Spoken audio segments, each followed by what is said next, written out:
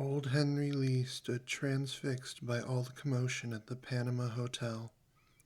What had started as a crowd of curious onlookers eyeballing a television news crew had now swollen into a polite mob of shoppers, tourists, and a few punk-looking street kids, all wondering what the big deal was. In the middle of the crowd stood Henry, shopping bags hanging at his side.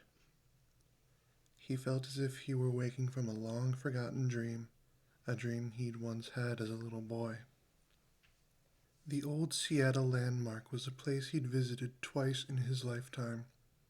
First, when he was only 12 years old, way back in 1942, the war years he liked to call them.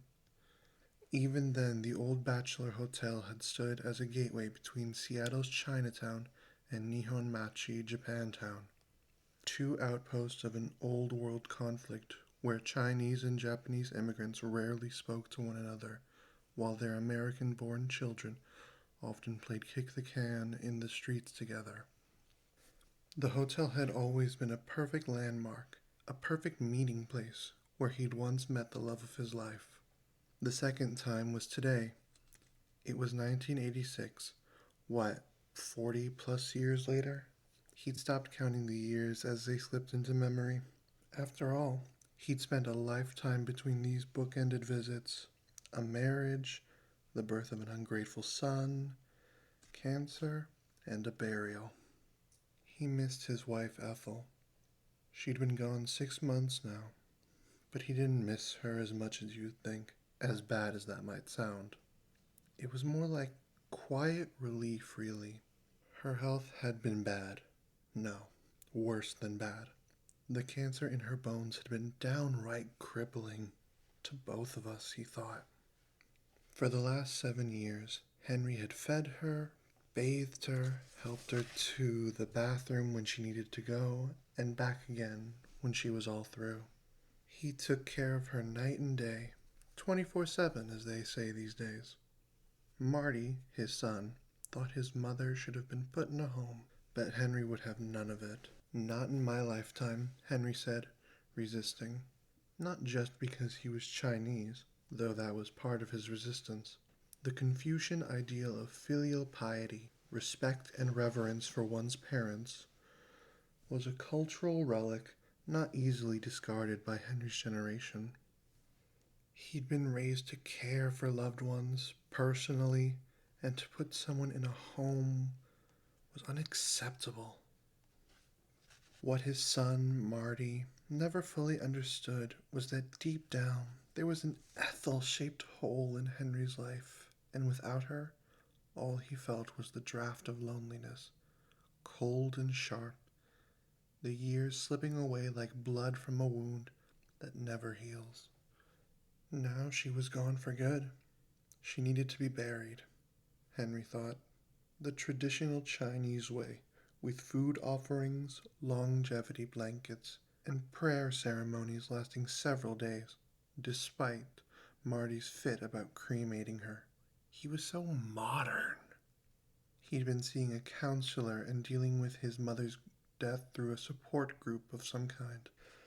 Talking to strangers sounded like talking to no one, which Henry had some first-hand experience in real life. It was lonely. Almost as lonely as Lakeview Cemetery, where he'd buried Ethel. She now had a gorgeous view of Lake Washington and was interred with Seattle's other Chinese notables, like Bruce Lee. But in the end, each of them occupied a solitary grave, alone forever. It didn't matter who your neighbors were. They didn't talk back. When night fell, and it did, Henry chatted with his wife, asked her how her day was. She never replied, of course. I'm not crazy or anything, Henry would say to no one. Just open-minded. You never know who's listening. Then he'd busy himself pruning his Chinese palm or evergreen, house plants whose brown leaves confessed his months of neglect. But now he had time again, time to care for something that would grow stronger for a change. Occasionally, though, He'd wonder about statistics, not the cancer mortality rates that had caught up with dear Ethel. Instead, he thought about himself and his time measured on some life insurance actuarial table. He was only 56, a young man by his own standards, but he'd read in Newsweek about the inevitable decline in the health of a surviving spouse his age. Maybe the clock was ticking. He wasn't sure, because as soon as Ethel passed, time began to crawl, clock or no clock. He'd agreed to an early retirement deal at Boeing Field and now had all the time in the world and no one to share the hours with. No one with whom to walk down to the Mon Hay bakery for Yuet Bang carrot mooncakes on cold autumn evenings. Instead, here he was, alone in a crowd of strangers, a man between lifetimes, standing at the foot of the Panama Hotel once again, following the cracked steps of white marble that made the hotel look more like an Art Deco halfway house. The establishment, like Henry, seemed caught between worlds.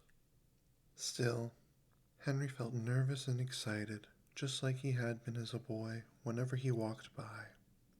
He'd heard a rumor in the marketplace and wandered over from the video store on South Jackson.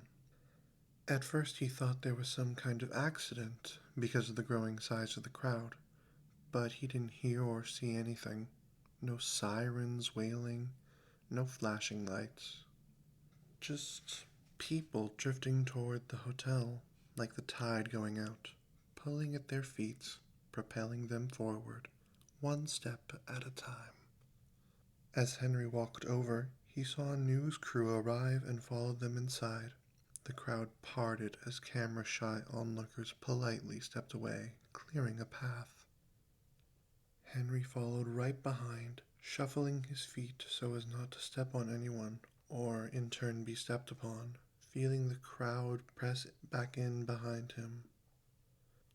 At the top of the steps, just inside the lobby, the hotel's new owner announced, "We've found something in the basement." Found what? A body, perhaps? Or a drug lab of some kind? No, there'd be police officers taping off the area if the hotel were a crime scene. Before the new owner, the hotel had been boarded up since 1950, and in those years, Chinatown had become a ghetto gateway for tongs, gangs from Hong Kong and Macau. The city blocks south of King Street had a charming trashiness by day. The litter and slug trails on the sidewalk were generally overlooked as tourists peered up at egg and dart architecture from another era. Children on field trips, wrapped in colorful coats and hats, held hands as they followed their noses to the mouth-watering sight of barbecue duck in the windows, hanging red crayons melting in the sun. But at night, drug dealers and bony, middle-aged hookers working for dime bags haunted the streets and alleys. The thought of this icon as his childhood becoming a makeshift crack house made him ache with a melancholy he hadn't felt since he held Ethel's hand and watched her exhale, long and slow, for the last time. Precious things just seemed to go away, never to be seen again. As he took off his hat and began fanning himself with the threadbare brim, the crowd pushed forward, pressing in from the rear. Flashbulbs went off. Standing on his tippy toes, he peered over the shoulder of the tall news reporter in front of him. The new hotel owner, a slender Caucasian woman, slightly younger than Henry, walked up the steps holding an umbrella. She popped it open, and Henry's heart beat a little faster as he saw it for what it was. A Japanese parasol made from bamboo, bright red and white, with orange koi painted on it, carp that looked like giant goldfish. It shed a film of dust that floated, suspended momentarily in the air as the hotel owner twirled the fragile-looking artifact for the cameras. 2 more men brought up a steamer trunk bearing the stickers of foreign ports, Admiral Oriental Lines out of Seattle and Yokohama, Tokyo. On the side of the trunk was the name Shimizu, hand-painted in large white letters. It was opened for the curious crowd. Inside were clothing, photo albums, and an old electric rice cooker. The new hotel owner explained that in the basement she had discovered the belongings of 37 Japanese families who she presumed had been persecuted and taken away. Their belongings had been hidden and never recovered, a time capsule from the war years. Henry stared in silence as a small parade of wooden packing crates and leathery suitcases were hauled upstairs, the crowd marveling at the once precious items held within. A white communion dress, tarnished silver candlesticks, a picnic basket, items that had collected dust untouched for 40+ years, saved for a happier time that never came. The more Henry thought about the shabby old knickknacks, the forgotten treasures, the more he wondered if his own broken heart might be found in there, hidden among the unclaimed possessions of another time.